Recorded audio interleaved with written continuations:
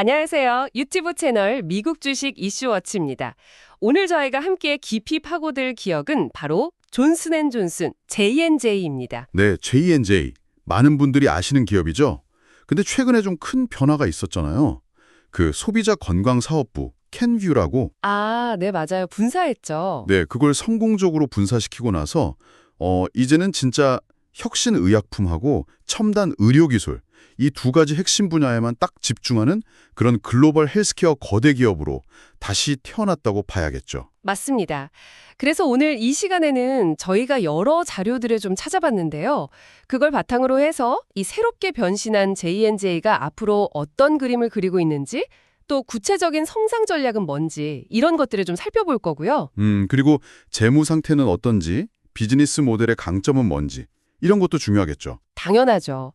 그리고 또 J&J가 가진 핵심 기술력, 그 잠재 가치는 어느 정도인지도 한번 따져볼 생각입니다. 물론 최근 실적 흐름도 봐야 하고 또 곧 실적 발표가 있잖아요. 네, 오늘 아침이었죠 아마. 네, 그래서 그 전망까지 그리고 당연히 J&J에 투자할 때 고려해야 할 위험 요인들 또 장기적인 가치까지 정말 하나하나 좀 깊게 파헤쳐 볼 예정입니다. 좋습니다. 청취자분들이 J&J라는 기업을 좀 더 균형 잡힌 시각으로 보실 수 있도록 저는 J&J가 앞으로 넘어야 할 과제들 그리고 좀 숨어있는 잠재적인 위험 요인들 이런 것들을 중심으로 조금 더 냉철하게 분석을 제시해 드리려고 합니다. 단기적인 주가 움직임보다는 기업의 진짜 본질적인 가치가 어떻게 변하고 있는지 거기에 좀 더 초점을 맞추겠습니다. 좋습니다. 저는 J&J가 가진 성장 가능성, 그리고 또 혁신적인 면모들, 시장에서 보이는 긍정적인 신호들 이런 부분에 좀 더 주목하면서 이야기를 풀어가겠습니다. 자, 그럼 본격적으로 존슨앤존슨에 대한 심층 분석 시작해 볼까요? 네, 먼저 J&J의 비전과 전략부터 좀 살펴보죠. J&J 하면 딱 떠오르는 게 있잖아요. 그 우리의 신조, 크리도. 이게 거의 80년 넘게 이어져 온 아주 독특한 기업 철학인데요. 그렇죠. 그냥 돈만 버는 게 아니라 뭐 환자, 직원, 지역사회, 주주 모두한테 책임을 다하겠다 뭐 이런 내용이죠. 네, 맞습니다. 그걸 바탕으로 해서 인류의 건강에 깊은 영향을 미친다. 이런 아주 큰 목표를 추구하고 있는 거죠. 근데 여기서 특히 좀 흥미로운 점은 글로벌 건강 형평성, 글로벌 헬스 에퀄리티를요. 그냥 좋은 말로만 하는 게 아니라 핵심 성장 전략으로 삼고 있다는 점입니다. 글로벌 건강 형평성, 비전 자체는 뭐 훌륭하죠. 나무랄 데 없습니다. 하지만 이 굉장히 숭고해 보이는 비전이 과연 실제 회사의 이익, 그러니까 재무 성과로 어떻게 또 얼마나 확실하게 이어질 수 있을까? 이건 좀 다른 문제라고 봅니다. 물론 그 간극은 있겠죠. 네, 비전을 내세우는 거랑 그걸 진짜 지속 가능한 수익 모델로 만드는 것 사이에는 생각보다 큰 차이가 있을 수 있거든요. 물론입니다. 하지만 J&G는 이걸 그냥 단순한 사회공헌 활동, 뭐 좋은 일 하는 걸로만 보는 게 아니라 아직 충분히 개발되지 않은 이거 미개척 상태의 거대한 미래 시장, 즉 새로운 목표 시장 TAM을 먼저 선점하려는 그런 전력으로 보고 있다는 점이 핵심인 것 같습니다. 그러니까 남들이 아직 신경 안 쓰는 시장을 먼저 뚫겠다. 그렇죠. 의료 서비스 접근이 좀 어려운 개발도상국이라든지 아니면 좀 소외된 지역들 있잖아요. 그런 곳의 건강 문제를 해결해주는 과정에서 자연스럽게 J&J의 기술이나 제품이 필요한 시장을 만들어내겠다. 이런 아주 영리한 접근이라고 볼 수 있죠. 실제로 구체적인 목표도 제시했습니다. 2027년까지 전체 매출에서 이런 신흥시장 비중을요. 현재 한 20% 초반 정도인데 이걸 거의 30% 가까이 늘리겠다는 계획입니다. 목표 자체는 굉장히 야심차네요. 근데 그 말씀하신 접근성 격차, 액세스 갭 시장이라는 게 실제 구매력이나 정확한 시장 규모를 파악하기가 현실적으로 좀 어렵지 않나요? 그렇죠. 추정치죠. 네, 수백억 달러 규모다 이런 추정은 있는데 그게 구체적으로 어떤 근거인지 데이터는 좀 부족해 보입니다. 특히 뭐 정치나 경제적으로 불안정한 신흥시장에서 안정적인 수익을 계속 낼 수 있을까 하는 의문도 있고요. 또 WHO가 정한 우선순위 질병 관련해서 신제품을 뭐 3개에서 5개나 성공시키고 초기 점유율 10% 이상을 확보하겠다. 이것도 아시다시피 신약 개발 성공률이 그렇게 높지 않잖아요. 그렇죠. 실패 위험이 크죠. 네. 그리고 개발 기간도 엄청 길고 그런 걸 고려하면 상당히 좀 도전적인 목표 아닌가 싶습니다. 달성 가능성을 지금 예단하기는 어려워 보여요. 하지만 그 목표를 위해서 JNJ는 정말 막대한 투자를 아끼지 않고 있습니다. 2024년 올해만 해도 연구개발, R&D에 17억 달러. 이게 우리 돈으로 하면 거의 20조 원이 넘는 돈이거든요. 엄청나네요. 이걸 쏟아붓고 있습니다. 이게 매출 대비로 따지면 15%가 넘는 수준인데 업계에서도 거의 최고 수준입니다. 그리고 또 의료기술, 메드테크 분야에서는 2027년까지 매출의 3분의 1을 아예 신제품으로 채우겠다. 이런 아주 공격적인 목표를 세웠어요. 3분의 1이요? 신제품으로. 네. 그러니까 단순히 기술 개발만 하는 게 아니라 아까 말씀드린 그 건강 형평성 시장 있잖아요. 거기에 맞는 좀 저렴하면서도 효과는 좋은 그런 의료기기를 빨리 개발해서 보급하겠다. 이런 의지가 보이는 거죠. 물론 막대한 R&D 투자는 J&J 같은 이런 선도 기업에게는 뭐 당연한 활동이죠. 혁신 없이는 살아남을 수가 없는 산업이니까요. 그 투자가 당연히 건강 형평성 목표 달성에도 기여는 하겠지만 그래도 주된 목적은 역시 핵심 사업의 경쟁력을 유지하고 미래 먹거리를 확보하는 것 이쪽에 더 가깝다고 봐야 하지 않을까요? R&D 비용 전체를 다 건강 형평성 전략하고 직접 연결시키는 건 글쎄요, 조금 과한 해석일 수도 있겠습니다. 네, 일리 있는 지적이십니다. 하지만 J&J의 접근 방식이 그 고객 생애 가치, LTV라고 하죠. 그리고 고객 획득 비용, CAC, 이 관점에서 보면 상당히 영리하다는 생각은 여전히 듭니다. LTV, CAC 관점에서요? 네, 그러니까 단순히 광고나 마케팅에 막대한 비용을 쏟아붓는 경쟁사들하고는 좀 다르게 J&J는 의약품을 기부한다거나 지역 보건 프로그램을 지원한다거나 하는 이런 사회적 투자를 통해서 현지 환자나 의료진들과 장기적인 신뢰 관계를 먼저 구축하는 거죠. 사회적 투자가 물론 브랜드 이미지에는 긍정적이겠죠.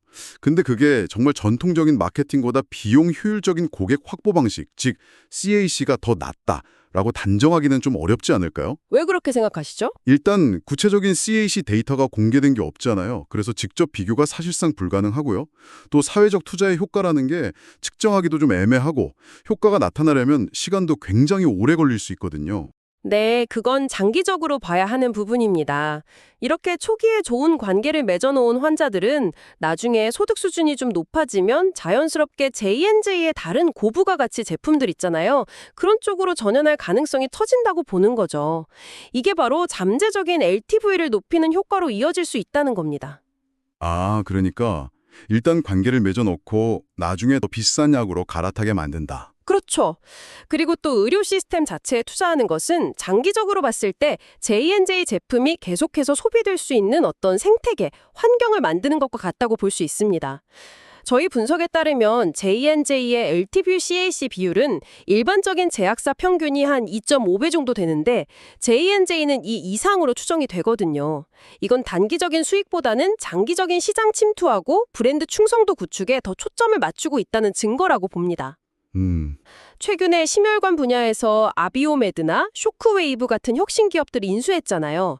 이것도 결국은 의료 서비스 접근성을 확대하고 또 LTV가 높은 전문 의료 영역에서의 성장을 위한 그런 포석으로 해석할 수 있습니다.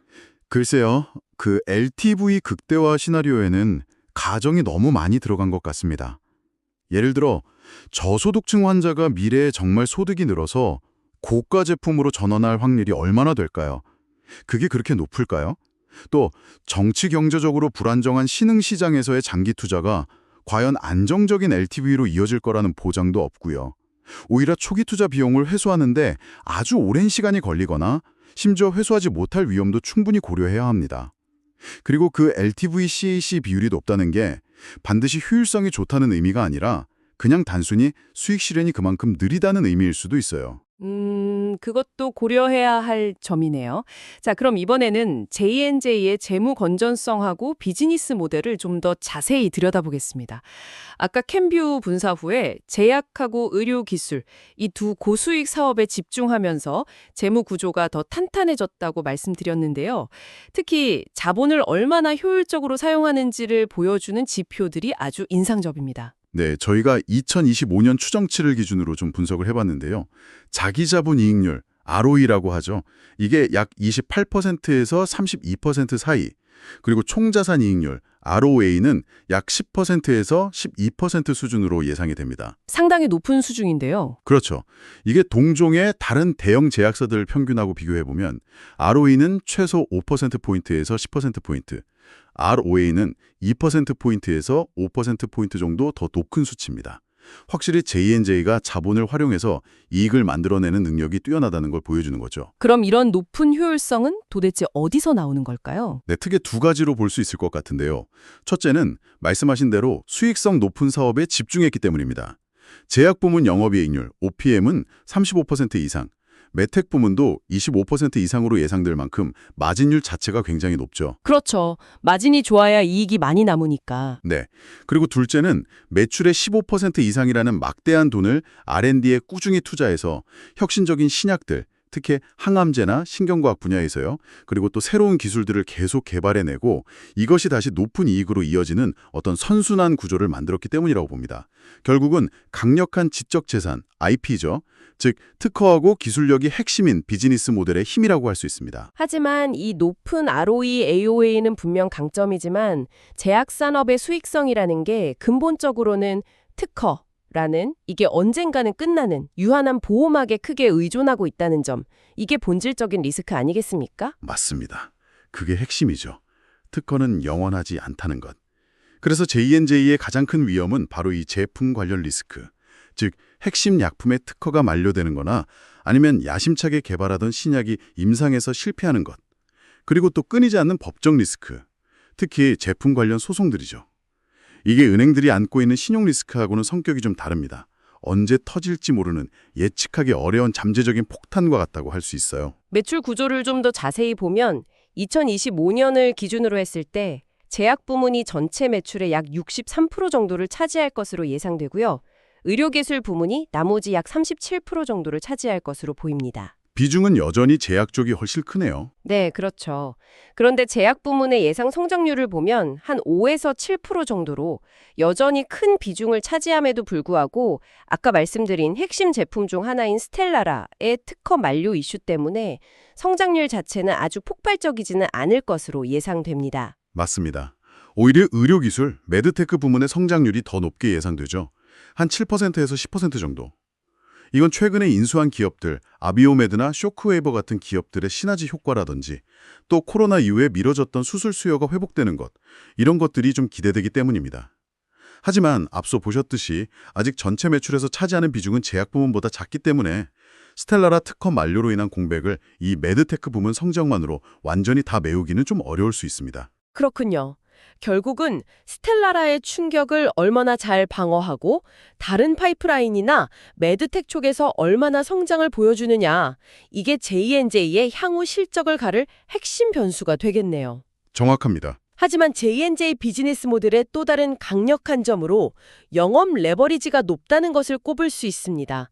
이게 좀 생소할 수도 있는데 쉽게 말하면 신약이나 의료기기 판매량이 늘기 시작하면 이익은 매출이 늘어나는 것보다 더 빠른 속도로 더 큰 폭으로 증가하는 구조를 말합니다. 그러니까 매출이 10% 늘면 이익은 10% 이상, 13%나 15% 이렇게 늘어난다는 거죠? 네, 바로 그겁니다.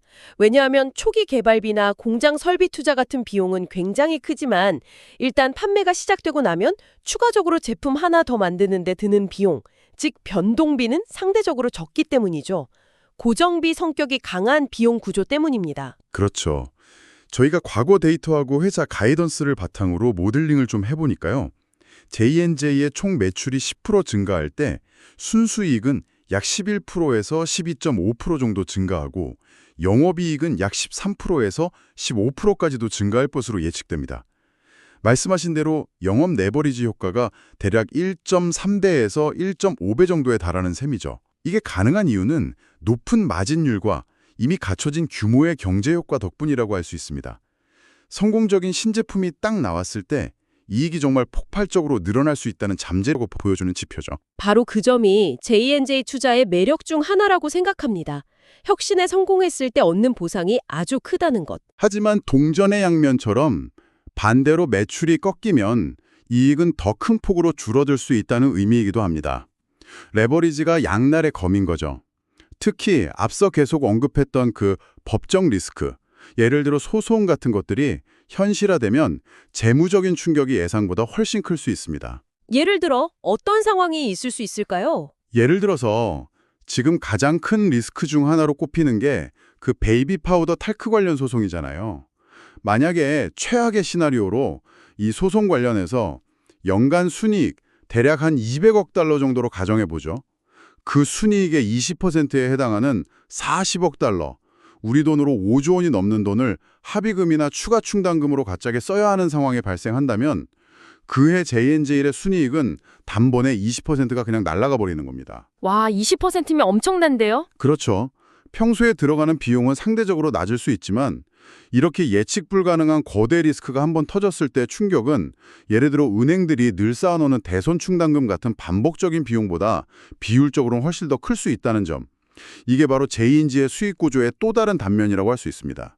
지적재산권 보호와 법정 리스크 관리에 얼마나 크게 의존하는지를 보여주는 대목이죠. 네, 정말 리스크 관리가 핵심이겠네요.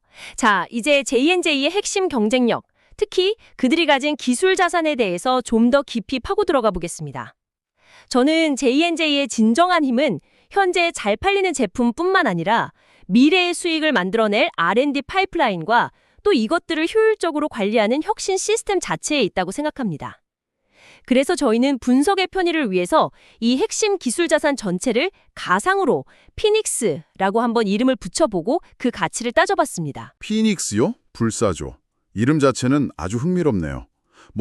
J&J가 R&D 데이터 분석이나 AI 기술 같은데 막대한 투자를 하고 있는 건 사실이니까요. 이 가상의 피닉스라는 것은 J&J가 수십 년간 쌓아온 방대한 임상시험 데이터나 분자 구조 데이터 같은 것들을 AI나 머신러닝으로 분석해서 신약 후보 물질의 성공 확률을 높이고 개발 기간을 단축시키는 그런 역할을 하는 시스템이라고 가정한 것이죠. 네, 맞습니다. 이런 시스템이 가능하려면 기반이 탄탄해야 하는데요. 첫째는 역시 압도적인 R&D 투자입니다. 연간 1,700억 달러 이상을 꾸준히 투자하고 있고요. 둘째는 수십 년간 축적해온 방대한 데이터 자산입니다.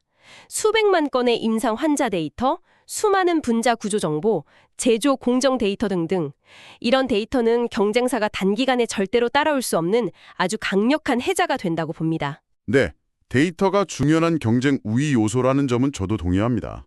그리고 또 JLab이라는 자체 인큐베이션 시스템이나 JJDC라는 벤처 투자 조직을 통해서 외부의 초기 단계 혁신 기술까지 아주 빠르게 탐색하고 내부로 통합하는 능력, 이런 글로벌 혁신 허브 역할도 이 가상의 피닉스 시스템의 일부로 볼 수 있습니다.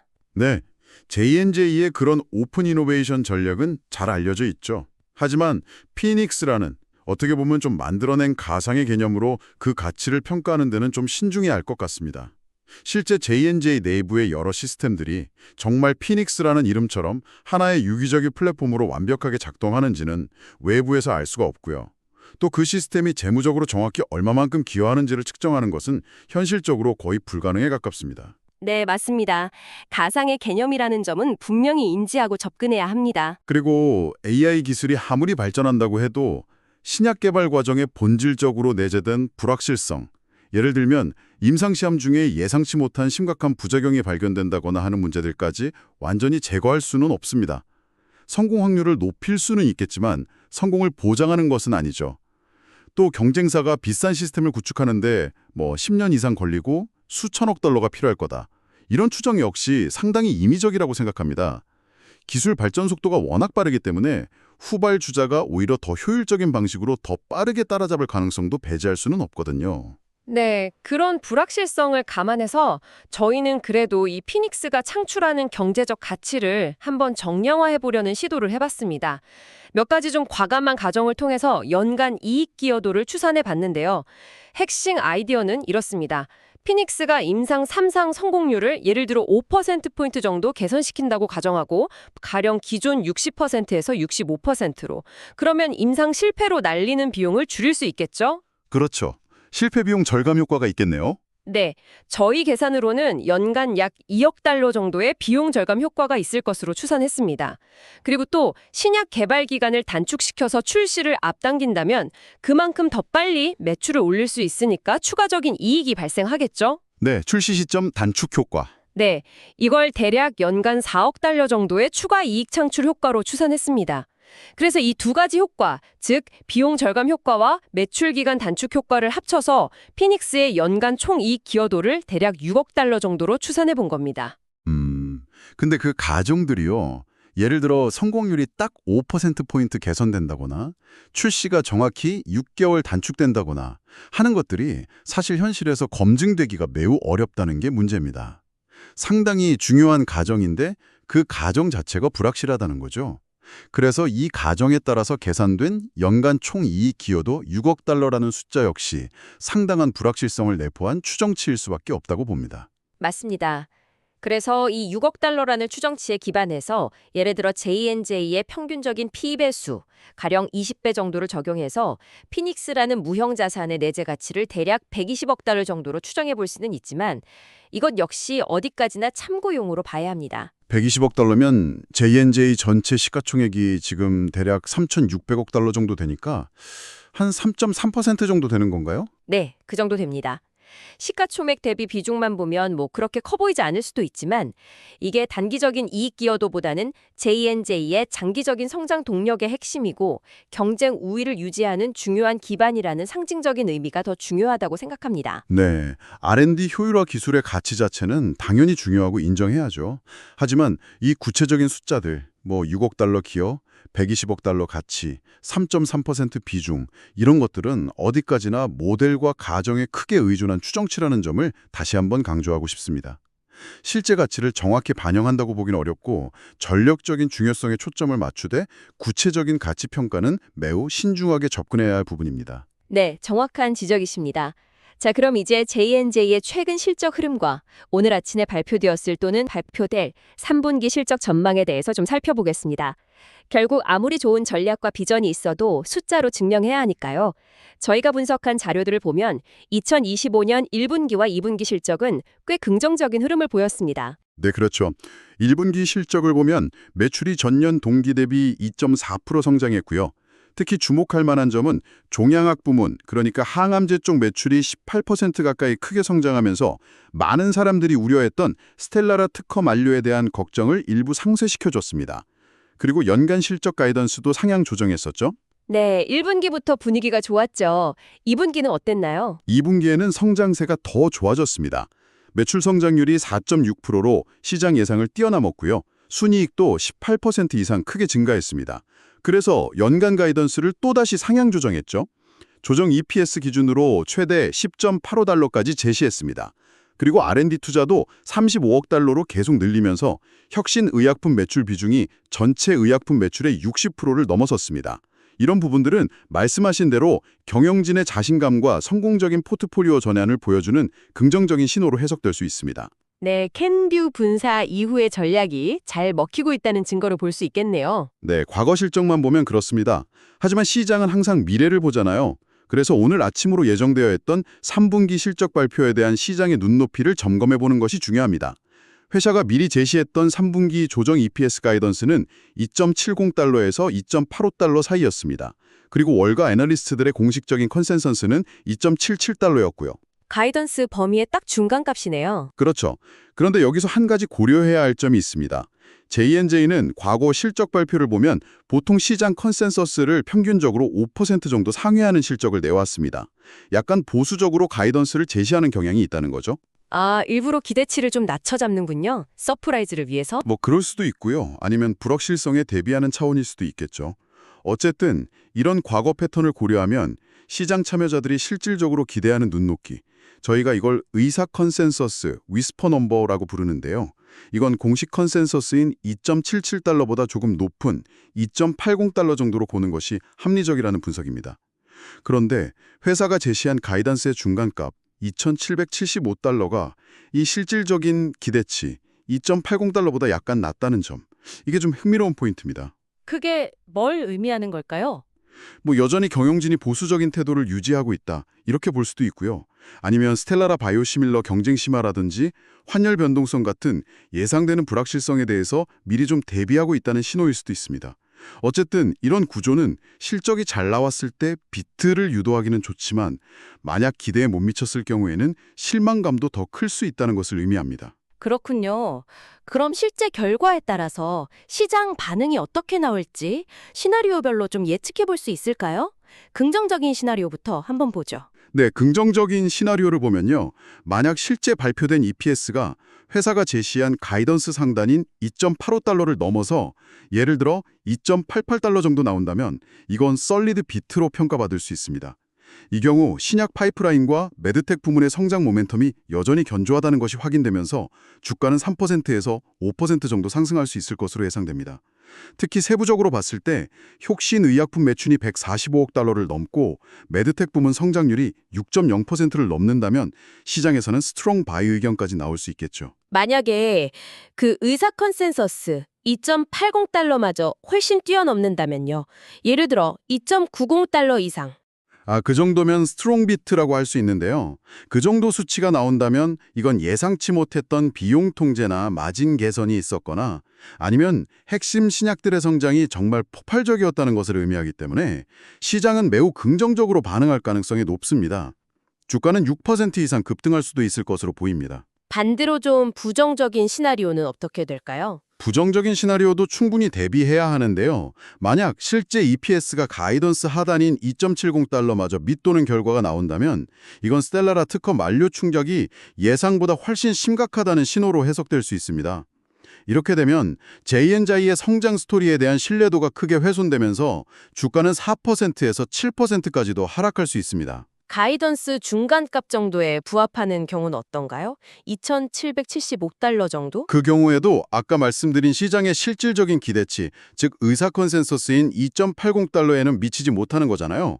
그래서 결과적으로는 실망 매물이 나오면서 주가는 보합세거나 혹은 소폭, 마이너스 1% 플러스 1% 하락하는 움직임을 보일 수 있습니다. 기대치에 부합하지 못했다는 거죠. 더 나쁜 경우는요? 더 부정적인 시나리오를 보면요. 예를 들어 혁신의약품 매출이 예상보다 부진해서 140억 달러를 밑돌거나 메드텍 부문 성장률이 4.0% 미만으로 둔화되거나 스텔라라의 미국 매출 감소폭이 예상보다 커서 5% 이상 줄어들거나 혹은 연간 가이던스를 하향 조정하거나 아니면 정말 예상치 못하게 탈크 소송 관련해서 대규모 충당금, 5억 달러 이상을 갑자기 설정한다거나 하는 악재들이 현실화될 경우 이럴 때는 시장에서 셀이나 리듀스 같은 부정적인 투자 의견이 나오면서 주가가 3.5% 이상 크게 하락할 수도 있습니다. 참고로 하나 더 말씀드리면 옵션 시장의 내재 변동성 IV를 분석해보면 시장 참여자들은 이번 실적 발표 당일에 J&J 주가가 대략 플러스 마이너스 1.6% 범위 내에서 움직일 것으로 예상하고 있다는 분석 결과가 있습니다. 1.6%면 상당히 안정적인데요. 네, 그렇죠. J&J가 기본적으로 변동성이 낮은 우량 방어주라는 특성을 보여주는 겁니다. 하지만 반대로 생각하면 만약 실제 주가 움직임이 이 플러스 마이너스 1.6%라는 예상을 크게 벗어난다면 그건 시장이 전혀 예상하지 못했던 어떤 큰 변화가 발생했다는 강력한 신호가 될 수 있으므로 더욱 주의 깊게 살펴봐야 합니다. 네, 알겠습니다. 이제 마지막 파트로 넘어가서 J&J의 가치 평가, 즉 밸류에이션과 장기적인 관점에서의 리스크 대비 보상 구조를 종합적으로 분석해 보겠습니다. 저는 개인적으로 J&J의 가치를 평가할 때 어느 정도 프리미엄을 부여해야 한다고 생각하는데요. 크게 세 가지 논리가 있습니다. 어떤 논리들인가요? 좀 더 자세히 설명해 주시죠. 첫 번째는 앞서 계속 이야기 나눴듯이 캔뷰를 분사하면서 이제 고성장, 고마진 사업인 혁신의약품과 메드텍에만 집중하게 됐잖아요. 그래서 순수 혁신 성장 기업으로서의 프리미엄을 받을 자격이 있다는 겁니다. 네, 사업 구조가 더 명확해졌죠. 두 번째는 J&J가 오랫동안 강조해온 크레도 정신과 ESG 경영을 통해서 다른 기업들보다 규제 리스크나 사회적 평판 리스크를 상대적으로 잘 관리하고 있다는 점입니다. 이걸 규제 및 사회적 자본 프리미엄이라고 부를 수 있을 것 같아요. 탈크 소송 같은 걸 보면 꼭 그렇다고만 할 수 있을지. 물론 완벽하지는 않겠지만 기업 문화 자체가 그런 방향성을 가지고 있다는 거죠. 그리고 세 번째는 J&J가 무려 60년 이상 배당금을 계속 늘려온 배당 킹, 디비덴드 킹이라는 사실입니다. 이런 배당주로서의 안정성과 동시에 혁신을 통한 성장성까지 겸비하고 있다는 점, 이걸 듀얼 매력 프리미엄이라고 할 수 있겠죠. 안정성과 성장성을 둘 다 가졌다. 네. 그래서 이 세 가지 프리미엄 요인을 종합적으로 고려하면 J&J의 적정 PE 배수는 일반적인 대형 제약사들의 평균 범위인 15배에서 18배보다는 더 높은 약 19배에서 22배 수준까지도 정당화될 수 있다고 봅니다. 이는 J&J의 강력한 R&D 역량, 50억 달러 이상의 잠재적 매출 가치를 가진 블록버스터급 신약 후보 물질을 10개 이상 보유한 파이프라인, 그리고 ESG 리더십 등을 고려할 때 경쟁사 대비 약 20% 내외의 프리미엄을 받는 것이 합리적이라는 판단입니다. 네. 말씀하신 프리미엄 요인들은 분명히 존재합니다. J&G가 가진 강점들이죠. 하지만 동시에 특정 제품에 대한 의존도, 즉 집중도 리스크 역시 밸류에이션에 중요한 영향을 미치기 때문에 간과해서는 안 됩니다. 특히 스텔라라 같은 핵심 블록버스터 약물의 특허 만료가 다가오고 있는 상황에서는 더욱 그렇죠. 집중도 리스크요? 네, 저희가 가상의 핵심 약물 A, 스텔라라를 염두에 둔 의 매출 비중을 하나의 리스크 지표로 삼아서 분석을 해봤는데요. 이 약물의 매출 비중과 시장에서 평가하는 PE 배수 사이에는 꽤 뚜렷한 음의 상관관계가 나타났습니다. 추정된 상관계수가 마이너스 0.5에서 마이너스 6 정도였는데요. 이게 무슨 의미냐면 특정 제품에 대한 의존도가 높을수록 그 제품의 특허가 만료되었을 때 회사의 수익 불확실성이 커지기 때문에 시장이 PE 배수를 낮게 평가하는 경향이 있다는 겁니다. 아, 의존도가 높으면 할인 요인이 된다는 거군요. 그렇죠. 저희 추정에 따르면 이 핵심 제품의 매출 비중이 1%포인트 낮아질 때마다, 즉 포트폴리오 다각화에 성공할수록 PE 배수는 0.2에서 0.4포인트 정도 상승하는 경향을 보였습니다. 이걸 바탕으로 시나리오 분석을 해보면 만약 J&J가 성공적으로 제품 다각화를 이루어서 제품 A의 매출 비중이 현재보다 낮은 13% 수준까지 떨어진다면 주가는 현재보다 6%에서 10% 정도 추가 상승할 여력이 생길 수 있습니다. 하지만 반대로 다른 제품들이 부진해서 제품 A에 대한 의존도가 오히려 17%까지 높아진다면 주가는 10%에서 15%까지 하락할 수도 있다는 분석 결과가 나왔습니다. 다각화가 정말 중요하네요. 네, 물론 J&J가 다른 경쟁사들에 비해서는 상대적으로 포트폴리오가 잘 다각화되어 있는 것은 사실입니다. 하지만 그 점은 이미 현재 주가에 어느 정도 프리미엄으로 반영되어 있을 가능성이 높습니다. 따라서 여기서 주가가 더 오르기 위해서는 그냥 다각화되어 있다는 사실만으로는 부족하고 실질적으로 다각화 수준이 더 개선되거나 아니면 파이프라인에서 정말 획기적인 성공을 보여줘야 한다는 거죠. 그렇군요. 그런데 경영진의 자신감을 보여주는 또 다른 신호로 자사주 매입 같은 것도 좀 고려해 볼 수 있지 않을까요? 최근에도 자사주 매입 계획을 발표했던 것 같은데요. 아, 네. 자사주 매입 발표가 있었죠. 근데 저희가 분석한 바로는 예시로 든 1억 달러 규모의 자사주 매입은요. J&J의 전체 시가총액 약 3,600억 달러에 비하면 사실 매우 작은 규모입니다. 그래서 이것으로 인한 주당 순이익 EPS 증가 효과는 0.02% 정도로 아주 미미한 수준입니다. 직접적인 주가 부양 효과는 거의 없다고 봐야죠. 규모가 그렇게 작았나요? 그럼 별 의미가 없는 건가요? 직접적인 재무 효과는 미미하지만 그렇다고 전혀 의미가 없는 것은 아닙니다. 상징적인 의미가 크다고 보는데요. 첫째는 앞서 말씀하신 배당 킹으로서 안정적인 주주 환원 정책을 계속 이어가겠다는 의지를 재확인하는 신호가 될 수 있고요. 둘째는 탈크 소송 같은 여러 불확실성에도 불구하고 회사의 핵심 사업이 여전히 강력한 현금을 창출하고 있고 경영진이 미래에 대해 자신감을 가지고 있다는 것을 보여주는 신호로 해석될 수 있습니다. 특히 최근 캠뷰 분사 이후 혁신 중심 기업으로 전환하는 전략이 잘 진행되고 있다는 방증으로도 볼 수 있겠죠. 네, 상징적인 의미가 크다는 말씀이시군요. 그래서 가상 분석이긴 하지만 만약 주가가 상승했을 때 그 상승분의 일부, 예를 들어 전체 19% 상승 중에서 한 2%포인트 정도는 이런 자신감의 신호에 기인한다고 볼 수도 있다는 분석도 있더라고요. 그래서 이런 신뢰도 제고 효과를 감안해서 목표 주가를 산정할 때 약간의 안정성 프리미엄을 추가적으로 부여하는 논리, 기본 목표가 205달러에 5% 프리미엄을 더해 215.25달러로 제시될 수 있다는 겁니다. 네, 그런 해석도 가능은 하겠지만 자사주 매입의 신호 효과를 정량화해서 밸류에이션에 직접 반영하는 것은 상당히 주관적일 수 있다는 점은 유의해야 합니다. 자, 그럼 마지막으로 장기적인 관점에서 J&J가 가진 리스크와 기회를 종합적으로 평가한 분석 결과를 한번 살펴보겠습니다.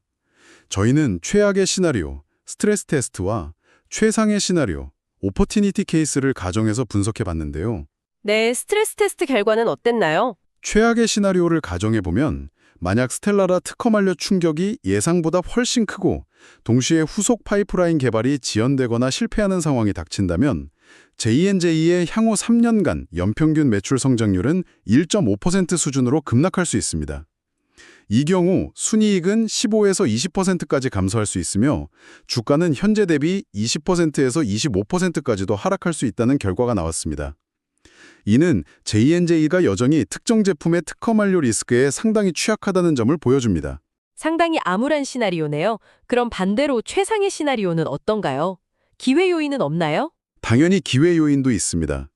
최상의 시나리오, 즉 기회 케이스를 보면요. 만약 항암제 분야나 메드테크 분야에서의 혁신이 기대 이상으로 성공적으로 이루어진다면 J&J는 향후 5년간 500억 달러 이상의 추가적인 누적 매출을 달성할 수도 있습니다. 이 경우 연평균 성장률은 7.0%에서 7.5%까지 높아질 수 있으며 주가는 현재보다 20%에서 30%까지 상승할 잠재력도 충분히 있다는 분석입니다. 와, 최악과 최상의 간극이 상당히 크네요. 네, 그렇죠. 제약바이오 기업 투자의 특징이기도 합니다.